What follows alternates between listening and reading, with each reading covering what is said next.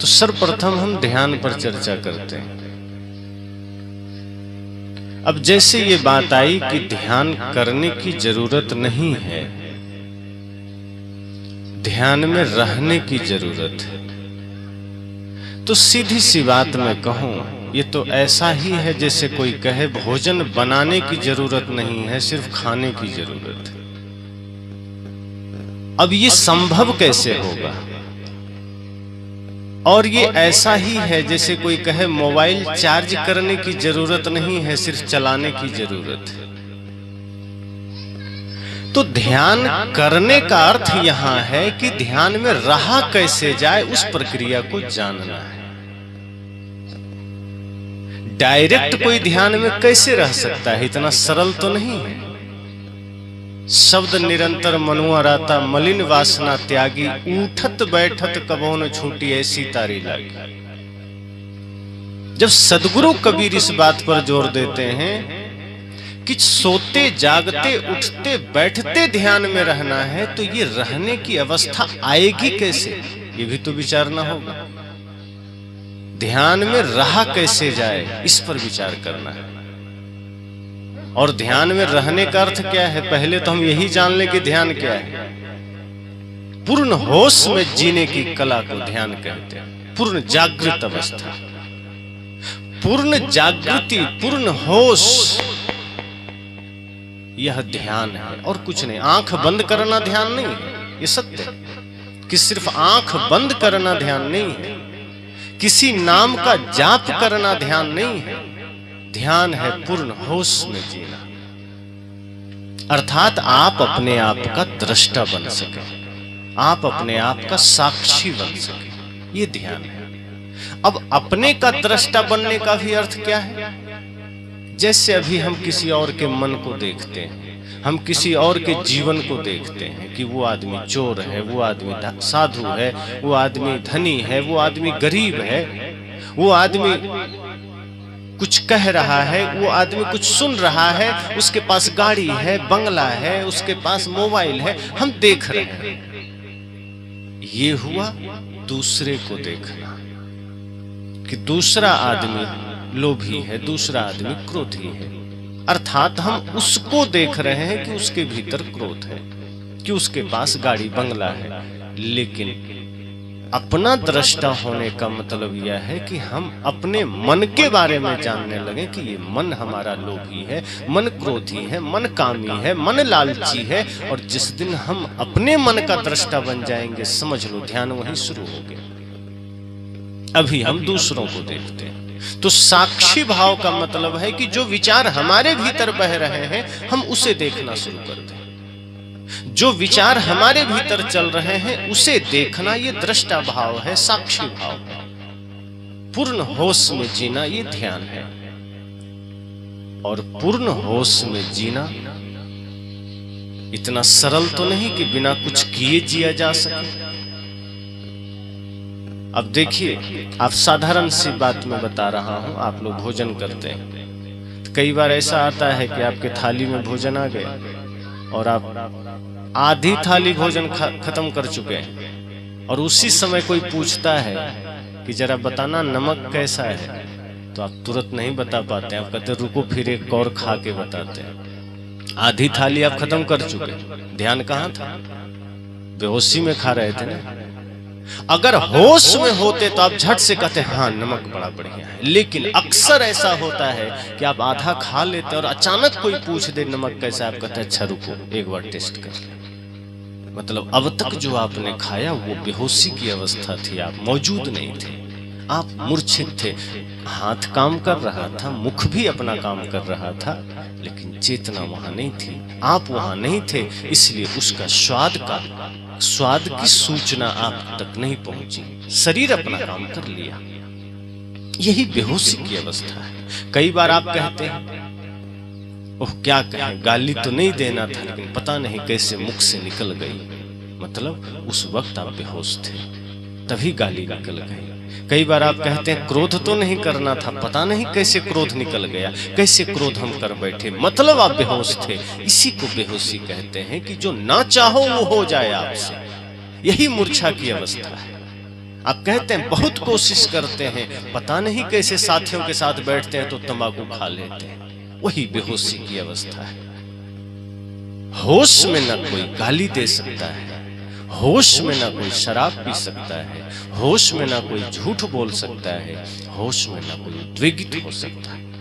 ये सारे विकार बेहोशी में जागृत होते हैं। तो पहली बात तो ध्यान पूर्ण होश में जीने की कला है। और वो होश 24 घंटे आएगा कैसे? साधारण बात है कि ऐसे आ जाएगा? बड़े बड़े दिन से साधना करने वालों को भी किसी किसी बात पर तुरंत उद्वेग और क्रोध आ जाता है। तो कैसे ध्यान में रहा जाए? ध्यान में रहने की बात तो हुई, बात ठीक है, एकदम 100% ठीक है, पर ध्यान में रहा कैसे जाए? खाने की बात तो हो गई, ठीक है, भोजन करना है, पर उसके लिए बनाना भी तो पड़ेगा। बिना बनाए भोजन खाओगे कैसे? ये तो कोई तो बना के देगा, अपने से नहीं बनाएंगे। इसी तरह से ध्यान में रहने के लिए ध्यान किया जाता है। कुछ देर अभ्यास किया जाता है, कुछ देर मन को रोकने का, कुछ देर मन को शांत करने का, एकाग्र करने की प्रक्रिया की जाती है। उसी को ध्यानाभ्यास कहते हैं और वो अनिवार्य है। उसके बिना ध्यान में रहने के लिए कोई उपाय नहीं, ध्यान में रहने का कोई अर्थ नहीं। अब ये ऐसा भी है, अब चलो ध्यान छोड़ दो, सत्संग हम करते हैं। कोई कहे सत्संग करने की जरूरत नहीं है, जो सत्संग में रहने की जरूरत है। तो सत्संग करेंगे तब तो रहने की बात हमें पता चलेगी। इस सत्संग से ही तो हम जानेंगे कि हम सत्संग में कैसे रहें। सदगुरु कबीर जब कहते हैं जह जह डोलो सो परिक्रमा, जो कुछ करो सो पूजा, तो ये बात हमको कैसे पता चलेगी कि जहां जहां डोलूं सब परिक्रमा है? मंदिर की परिक्रमा की जरूरत नहीं है। आपका मन निर्मल हो जाए तो आप अपना खेत में जाओ, ये भी परिक्रमा हो जाएगा। लेकिन कैसे? यही बात तो सत्संग में हमें जानना है कि वो मन हमारा निर्मल कैसे होगा। कि झाड़ू लगाओ पूजा हो जाएगा, मंदिर में ही नहीं सड़क में भी। सड़क में झाड़ू लगाओ और पूजा बन जाए, ये बात तो सत्संग में ही। कि ध्यान में रहने की बात ठीक है, लेकिन रहने के लिए ध्यान करना पड़ता है। और उसी के लिए संतों ने कहा कि ध्यान प्रातः काल हो, दोपहर हो, शाम हो, जब अवसर लगे ध्यान में जरूर बैठिए। क्योंकि जब आप कुछ क्षण अपने लिए निकालते हैं, कुछ समय आप अपने लिए चुनते हैं, उसी समय में आप स्वयं का दृष्टा बनते हैं। आप खुद का निरीक्षण करते हैं। आप जैसे संसार का निरीक्षण करते हैं, संसार की समीक्षा करते हैं, कुछ समय जब आप अपने लिए बैठते हैं तब अपने मन की समीक्षा करते हैं। आप खुद को देखते हैं और उसी में कुछ अभ्यास की बात आती है कि मन को कैसे रोकें। तो श्वास पर रोकने की बात है, या जो नाद सुनाई देता है उस पर रोकने की बात है। दृष्टि योग है, स्वर योग है, नाद योग है, या त्राटक ध्यान है, या किसी नाम में मन को लगाना है। ये सारे साधन हैं मन को रोकने के, मन को स्थिर करने के। और जब हम कुछ अभ्यास करते हैं, चाहे नाम जप के द्वारा हो, चाहे श्वास के द्वारा हो, चाहे दृष्टि योग के द्वारा हो, तो धीरे धीरे मन जो बहिर्मुख है वह अंतर्मुख होता है और हम एकाग्रता को अनुभव करते हैं। और जब मन शांत होता है तो आत्मबल जागृत होता है। कि जब हम ध्यानाभ्यास करते हैं उससे मन एकाग्र होता है, मेमोरी पावर बढ़ता है और फिर आत्मबल बढ़ता है। तो ध्यान का जब अभ्यास करेंगे तब रहने की विधि आप जानेंगे, तब ध्यान में जीने का विधि आपको पता चलेगा, वरना नहीं पता चलेगा। हम कहते रह जाएंगे ध्यान करना नहीं है, ध्यान में रहना है, तो रहना ही कैसे है भाई? कैसे रहोगे? कोई कहे नहीं घर बनाना नहीं है लेकिन घर में रहना है, ये तो एकदम उल्टी बात हुई। घर बनाओगे नहीं तो रहोगे तो जमीन पर ऐसे ही खुले आकाश में। तो रहने के लिए घर बनाना पड़ता है। ध्यान में रहने के लिए ध्यान की एक एक विधियों को जान करके उसमें उतरना पड़ेगा, तभी आप प्रवेश कर पाएंगे, तभी आप स्वयं को जान पाएंगे, तभी आप खुद से जुड़ पाएंगे। ध्यान ही है जो दुनिया से तोड़कर हमें खुद से जोड़ता है, अन्यथा संसार तो तैयार ही खड़ा है। अभी भजन आपने सुना ना, रंग दे प्रभु ज्ञान के रंग में काया, रंग न ले इस पापी मन को अपने रंग में माया। कहे प्रभु हे सदगुरु, इस मन को ज्ञान के रंग में रंग देना, ऐसा ना हो कि माया अपने रंग में रंग ले। क्योंकि माया तो चारों ओर खड़ी है, तैयार है। अगर गुरुजी आप देर कर दिए हम पर ज्ञान का रंग चढ़ाने में, तो माया तो तुरंत हम पर अपना क्रोध का, हिंसा का, व्यभिचार का रंग चढ़ा देगी और फिर हमारा जीवन बदरंग हो जाएगा। इसलिए गुरु जी आपसे प्रार्थना है कि आप हमें हम पर ध्यान का रंग चढ़ा दो, ज्ञान का रंग चढ़ा दो, क्योंकि ये ऐसा रंग है जो एक बार चढ़ गया तो ये उतरता नहीं है। इस संसार में बहुत प्रकार के रंग हैं, तमाम रंग हैं, ईर्ष्या के रंग, द्वेष के रंग, घृणा के रंग, नफरत के रंग, झूठ के, छल के, सब रंग ही तो हैं। तो मैंने कहा कि गुरु से प्रार्थना साधक करता है कि रंग दे प्रभु ज्ञान के रंग में काया, कि हे सदगुरु रंग दो, जल्दी रंग दो। ये संसार बड़ा बदरंग है, तमाम प्रकार के रंग हैं, हिंसा के, क्रोध के, छल के, लोभ के, ईर्ष्या के, झूठ के, तमाम रंग हैं। अगर आपने देरी किया तो न जाने कौन सा रंग हम पर चढ़ जाए, न जाने ये जीवन किस में चला जाए, हिंसा के मार्ग पर चला जाए, क्रोध के मार्ग पर चला जाए, झूठ के मार्ग पर चला जाए, स्वार्थ के मार्ग पर चला जाए। और जब स्वार्थ के मार्ग पर चला जाता है तो भाई भाई का दुश्मन बन जाता है। देखते नहीं, एक ही माँ बाप से जन्म लेने वाला भाई बाल्यकाल में एक साथ खेलता है, पलता है, बढ़ता है, एक ही थाली में भोजन करता है, लेकिन जैसे ही बड़ा होता है स्वार्थ इतना बढ़ जाता है कि छोटे छोटे जमीन और धन के टुकड़ों के लिए अपने भाई को ही बेघर कर देता है या बंटवारा कर लेता है, और बहुत हुआ तो 1 इंच जमीन के लिए मुकदमा भी कर देता है। सदगुरु कहते हैं कि चिंता मत करो, तुम निश्चिंत रहो, गुरु की शरण में बस आ जाओ।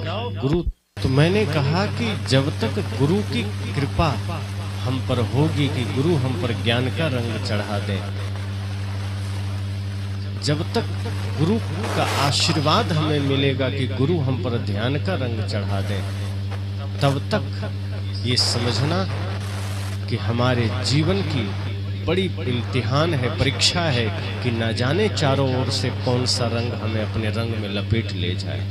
इसलिए कहते हैं कि ध्यान, सत्संग ये अभ्यास की चीज है, ये भी अभ्यास की चीज है। अब जैसे यहाँ 2 घंटे आप बैठेंगे, 4 घंटे बैठेंगे, तभी तो जानेंगे कि बाकी के हम 20 घंटा जीवन में सत्संग कैसे उतारें। अब यहाँ कोई आए नहीं, सत्संग हो नहीं, और हम कह दें कि किसी को कहीं जाने की जरूरत नहीं है, 24 घंटा सत्संग में रहिए, तो कैसे जीवन में सत्संग आएगा? सत्संग ऐसे ही नहीं आ जाता है, सत्संग को लाना पड़ता है। मैं पिछले जहां मैं था कुबेरपुर में, मैंने कहा था कि कुमार्ग पर जाने के लिए मेहनत नहीं करनी पड़ती है, गलत मार्ग में जाने के लिए आपको ज्यादा इंतजाम नहीं करना पड़ता है। गलत मार्ग पर आप थोड़ा सा बेहोश हो जाइए, चले जाएंगे, आप थोड़ी सी भूल करिए, आप गलत में चले जाएंगे। लेकिन सत्य के मार्ग पर आने के लिए बहुत मेहनत करनी पड़ती है, बहुत इंतजाम करना पड़ता है। इसी तरह से ध्यान जीवन का प्राण है, ध्यान रखना। कोई भी विद्यार्थी यहाँ बैठे कि बिना अनुभव के, बिना अभ्यास के ध्यान में रहने का कोई उपाय नहीं। अगर बिना अभ्यास के ध्यान में रहा जा सकता तो पूरा देश दुनिया ध्यानी हो जाता। ये सरल नहीं है, कठिन है। इसलिए तो ध्यान अभ्यास की बात है, इसलिए तो ध्यान में उतरने के लिए बात कही जाती है कि हम कैसे ध्यान को जाने। तो कई लोग हैं कहते हैं ध्यान में आंख बंद करके बैठ जाएं, कितनी देर बैठें, कब तक करें। एक संत एक जगह बोल रहे थे कि कम से कम 3-4 घंटे तो ध्यान में बैठना ही चाहिए। अब वो अलग बात है कि हम कितनी देर बैठ पाते हैं। हम 10 मिनट ही बैठे, लेकिन उस 10 मिनट में हम ध्यान में उतर सके, जान सके, मन को एकाग्र कर सके। ऐसा नहीं कि आंख बंद कर ली और कल्पना कर रहे हैं, आंख तो बंद है और मन कहीं और जा रहा है, बाजार में जा रहा है, संसार में जा रहा है, फिर वो ध्यान नहीं हुआ। ध्यान का मतलब है पल पल जागृति, पल पल होश। आप आंख बंद भी कर लें तो आंख बंद की स्थिति में भी होश में रहें कि मन हल्का सा भी आपको चकमा देकर निकल न जाए।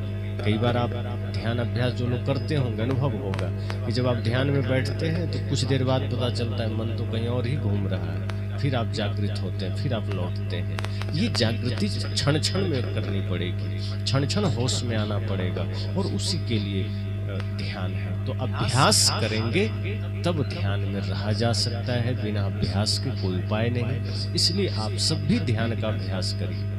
और ध्यान अभ्यास आप योग के द्वारा भी कर सकते हैं। जैसे सुबह आप योग प्राणायाम अगर करते हैं, तो अगर प्राणायाम की क्रिया कर रहे हैं तो प्राणायाम आप नेत्र बंद करके करिए। और जब श्वास की क्रिया को ही प्राणायाम कहते हैं, चाहे कपालभाति हो, अनुलोम विलोम हो, भस्त्रिका हो, चाहे उज्जयी हो, चाहे तो उद्गीत हो, ये जो कोई भी प्राणायाम है आप उस क्रिया में श्वास पर मन को ठहरा के करिए। नेत्र बंद रखिए और पूरी चेतना, पूरी एकाग्रता आप श्वास पर ठहराइए। आप देखेंगे कि प्राणायाम करते करते आपका ध्यान हो जाएगा, साथ साथ हो जाएगा। और वही ध्यान अभ्यास, वही प्राणायाम का अभ्यास आपको बाकी के समय में, बाकी के जीवन में आपको मौका देगा। आप शांत रह सकें, आप जागृत होकर जी सके।